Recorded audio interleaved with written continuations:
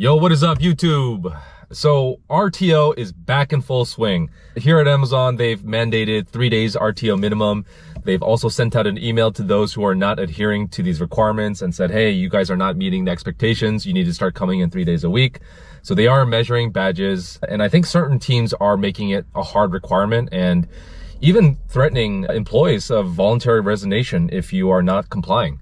And so a lot of people are starting to come into the office, whether they're driving, commuting, taking public transit or the shuttle. And people are also having to pay what it looks like out of pocket to pay for parking in certain cities. I know, Day One in Seattle obviously has parking spaces, but Amazon only reimburses a certain amount and the rest you have to pay for it. So we're going to take a look at this thread and give you guys my personal thoughts on, this whole situation and just across in general, companies that are forcing employees to come back and how we can sort of deal with this. So let's go ahead and jump in. So the title of this post says, I have to pay $170 out of pocket for parking. And this person works at Amazon. Amazon now requires us to be in the office at least 3 times a week. I don't have reserved parking at the office. There is a wait list, and I heard that it can sometimes take over a year to be approved. Paid parking is $20 a day, assuming it's less than 8 hours. We get $70 reimbursed for parking. So my total out of pocket is $170 so that I can park at work and then sit 5 hours, the minimum number of hours required in office, and take meetings in Chime. Because even though my team is in Atlanta, most of the people I work with are in Seattle. World's best employer or what? And I can definitely detect some sarcasm. Yeah, guys, so being in the office, it sounds like this person doesn't really have that option to take the shuttle. I know most big tech companies, especially in the major hubs like Austin, San Francisco, San Jose, Seattle, LA, probably have some sort of public transportation available, whether it's through public transit or through shuttles. And so my advice to this person is that if you are paying that much out of pocket a month for just parking and then also having to sit in traffic, that would be sort of my first reaction, is to see if there are other options available. Shuttles are nice because they give you Wi-Fi, they're air conditioned, some of them might even have bathrooms, and obviously you don't have to drive, so that's a nice little perk.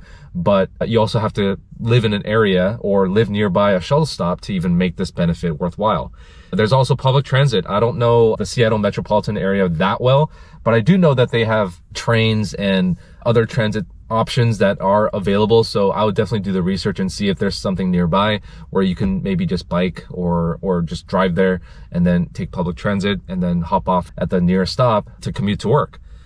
But yeah, $170 a month does seem a little bit crazy, especially because Amazon's only reimbursing $70.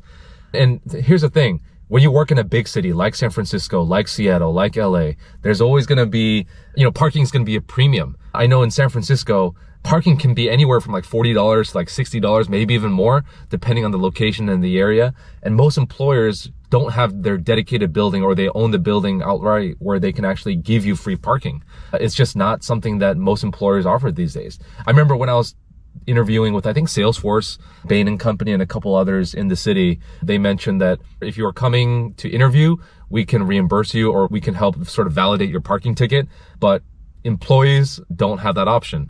So, it's hard to find an employer that's going to give you this option. So, it is something to consider.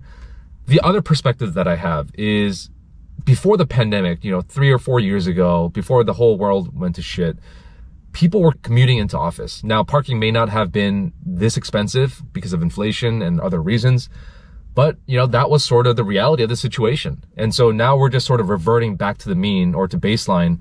And I think a lot of people are also finding that difficult and challenging, when I think most of us who are commuting into the office probably were doing the same thing and paying out of pocket or getting some sort of a reimbursement, but still having to pay a little bit out of pocket to make that commute. And so if you think of it from that perspective, and the fact that you do have a job working for a major tech company and you're probably making a good 6 figures, maybe even more than that, $170 a month extra, is that really going to break the bank? Probably not. Can you pull back on other areas and make that up elsewhere? Sure. It's not cheap, I'll admit it. Here in San Jose, there is no paid parking. There's plenty of parking spaces. Like right now, I'm literally looking around me and there are over a couple hundred spots that are open, but it's also because it's early morning.